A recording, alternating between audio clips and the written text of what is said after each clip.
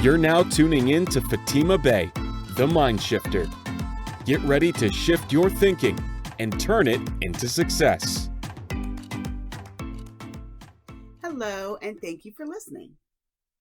Wherever you are today, whether you're in your car, at home, at work, in the bathroom, wherever you are, I want you to get yourself ready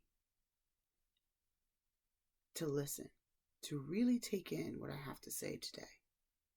If you really take in and pay attention and focus and listen to what I have to say today, I can promise you a mind shift will happen.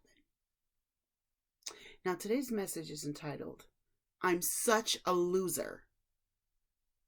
Now, some of you reacted primarily in two different ways when I made that statement. Some of you got offended. Okay. And the other of you identified with that statement. And for those of you that identified with that statement because you feel like it applies to you, I'm talking to you. This message is for you. And I want you to know, as I give you this message, I too once believed that about myself. I understand more than you know. But I'm also here to tell you, the truth is, you're actually not a loser. At least not yet. Let me explain to you what that means. And this is my own quote.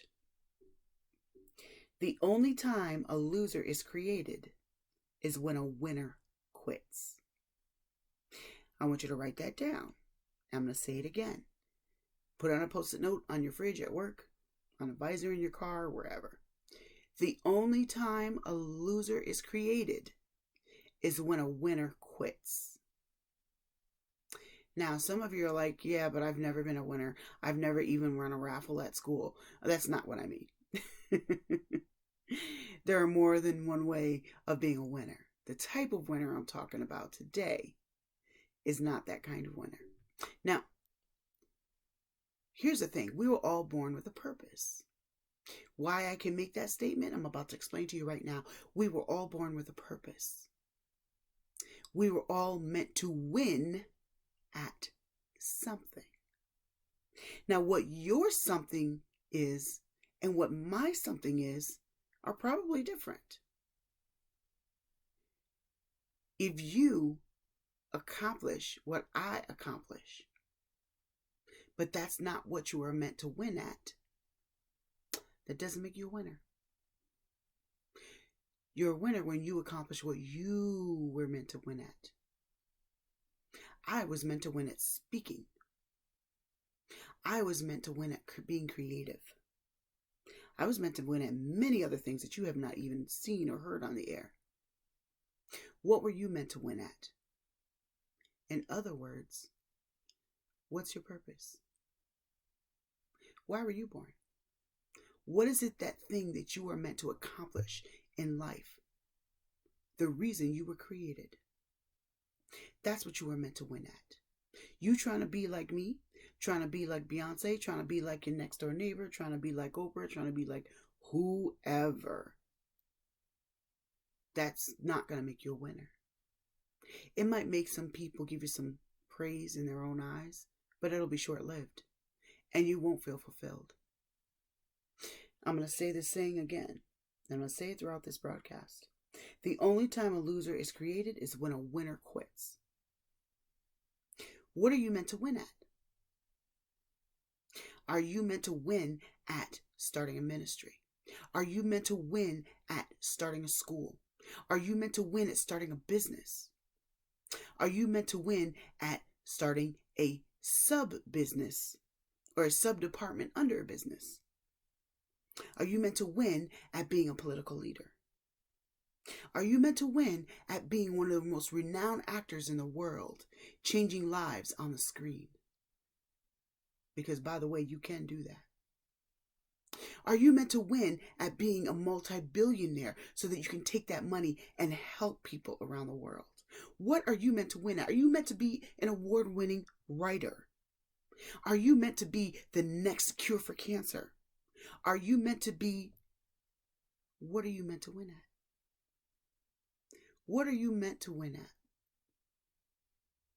You see, if you have not reached that finish line yet, you're only a loser if you quit. You see, when someone is running a race, they might fall. They get back up and they keep running. And it's happened plenty of times throughout history where someone has fallen during a race, got back up, and they still won. They still reached the finish line. You can too. But what are you meant to win at? Just because you failed in an attempt doesn't make you a loser. Just because you're not where you should be yet, doesn't make you a loser unless you stop trying to reach there. Then yes, then you're a loser. Now the person that fell down while they're running the race, if they stopped running and they just sat there, then they're a loser. They didn't win because they never finished the race. What is it that you're meant to win at? What is your goal? What is it you're trying to accomplish? What is it you're trying to do? And many parents feel this way, by the way. Parenting is hard. It's very hard. But here's something about parenting that most people don't realize. Parenting isn't just there to develop the child. It's also there to develop you as the parent. You are not a loser as a parent because your child isn't perfect. Are you done yet? Well, then you're not a loser. And if you haven't done things right up until this point in time, and if you're human, you'll probably make some mistakes. Don't feel bad. It's normal. It really is. That doesn't mean that you're a loser as a parent. I don't know who I'm talking to right now, but somebody is really feeling that right now. You're not a loser as a parent because you've made some mistakes. Learn from them and move forward. You're not done yet. Now back to what I was saying. You are not a loser because the only time a loser is created is when a winner quits. Something that I like to say, an analogy that I came up for this message. I can promise you the cure for cancer lies in many cemeteries. I'm going to say that again. I can promise you the cure for cancer lies in many cemeteries. Now, why in the world can I say that as a sure thing? I can say that as a sure thing. I'm going to give you an example. I'm going to make up some names here. A cure for cancer, at least a major part of the cure for cancer. By the way, I don't believe the cure for cancer is going to be discovered by one person. Honestly, no cure ever is. It's by a multiple of people doing different steps. So the cure for cancer was given to Tom. Tom decided to stop doing his experiments because he wasn't seeing results fast enough. So he didn't win at that. It died with him. So then Sheila was born. Sheila was meant to win at helping to find the cure for cancer. Sheila quit science class because she wanted to follow a boyfriend. So it died with her. And then Larry was born. And then Larry got almost finished with school and he quit because he decided that he wanted to do acting instead because it made him more money. It died with him. Are you getting my point? The cure for cancer and many, many, many, many, many, many other things lies in several cemeteries. Because those people lost at what they were meant to win at because they quit. If you look at Walt Disney, we all know Walt Disney. Walt Disney is a huge name known around the entire world. Do you think Walt Disney was extremely successful at his first attempt at creating the first Walt Disney World, or was it Disneyland? I think it was Disneyland. Someone can correct me. I forget if it's world or land. But when he created his first theme park, what we now know as a theme park, and many other parts of his franchise, actually, of his of Walt Disney's success, he went bankrupt several times. He was told to quit. He was discouraged from continuing to go on. But you know what he did not do? He didn't quit. He kept going. He kept trying. And even though he kept failing, he didn't quit. And to this day, the man has been gone for decades. His name lives on. Why? Why did he win? Because he didn't quit. The only time a loser is created is when a winner quits. Walt Disney didn't quit. And look where his name is now. One of the most renowned names around the world. You don't even need to speak English to know his name. That's pretty powerful to me. I remember the first time I heard that. That was pretty powerful to me.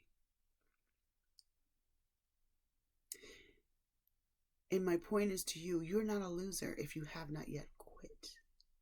And if you have quit at your dream, you can pick back up. The race is still on. As long as you are alive, it's not too late to get back up and keep running that race. Some of you feel like you're losers because you don't live up to the expectation of everybody around you. This thinking is corrupt. It's bad thinking.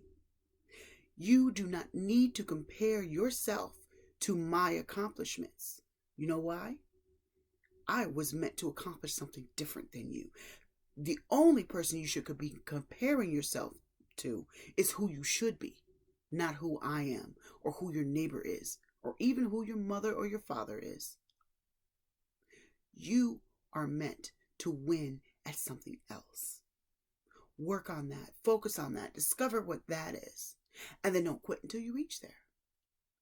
Now, just because your purpose is to be great in an area doesn't mean that you're magically going to float there and, arrive there overnight. You're still going to have to work at it. I don't care what your calling is. We still have to develop ourselves. We still have to learn. We still have to train. We still have to do a lot of things. We have to do some hard work. So you still have to do that. But you don't have to be a loser.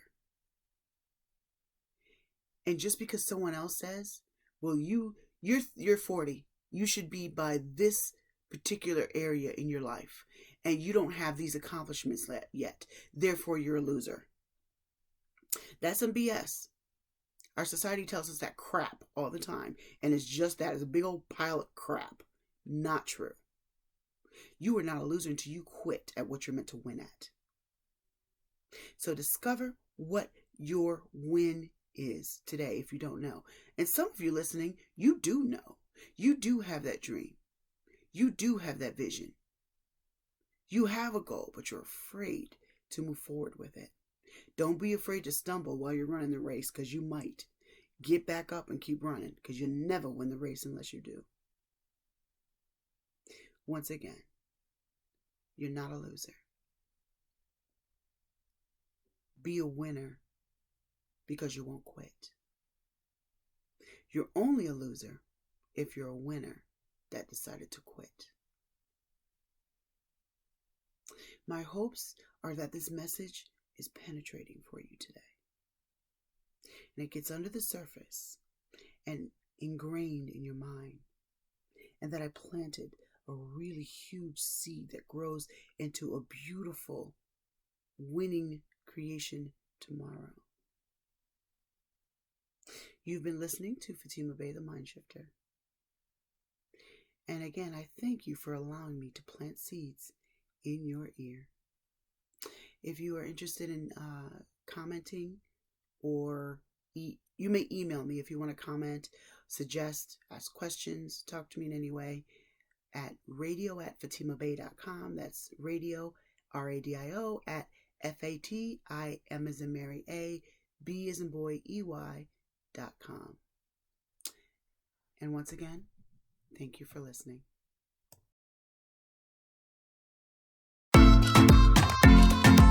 Tune in next week for another segment of Fatima Bey, the MindShifter.